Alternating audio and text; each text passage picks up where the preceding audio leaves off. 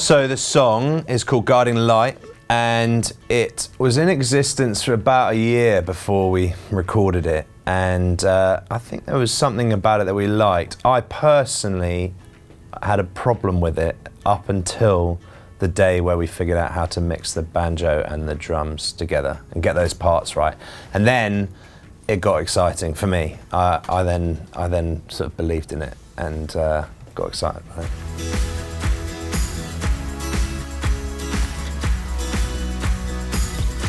I think you're the best person to answer. I pushed very hard for that to be our first, Guiding Light to be our first single, because of all the songs, I always felt like it opened its arms the widest, and it's I think a very welcoming and powerful message, and one I think is a perfect window into this album.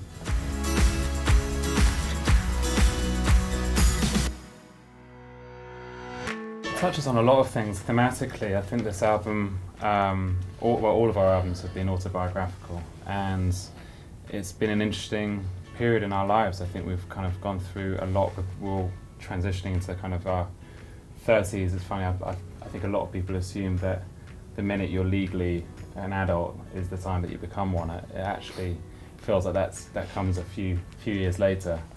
And we've done a lot of growing up over the last couple of years, so kind of wrestling with some fairly big subjects, and yeah, I think that's kind of what we use music for. It just feels like there's more to it this time around.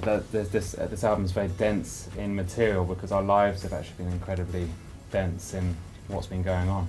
So I think you pick up on a lot of the themes really just by the individual songs. We've written our first out-and-out love songs on this record, I'd say. You know, Woman and Rose of Sharon are like straight-up love songs, which tend to be harder to write than break-up songs or I'm angry at the world kind of songs. So, and we've kind of embraced the romance as well of that and enjoyed it, you know.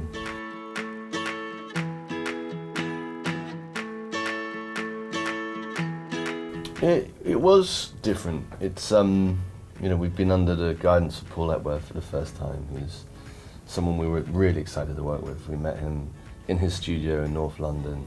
We always like making our records in London as well, so that was an incentive. And then we met Paul and we're just blown away.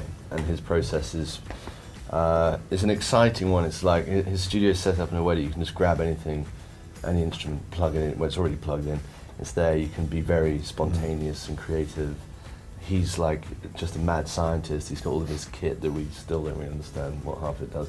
And he's just there with all of his energy, just getting this momentum going and sort of bringing the best ideas out of us, which is, you know, what a great producer does. So it's been amazing. It's just been a really fun experience.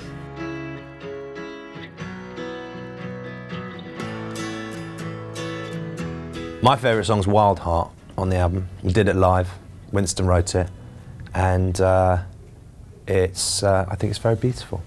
I'm very excited about a song that's going to be called Darkness Visible, which I think is the first time it started as a jam or a wig out, and it's now this rock odyssey that takes you through hell and back. And to what Marcus said earlier about the album letting us do those things, that is very weird for us and bloody exciting for us as well. Hey guys, thanks for watching. Make sure to subscribe for more videos from your favorite artist. And while you're here, check out these other videos.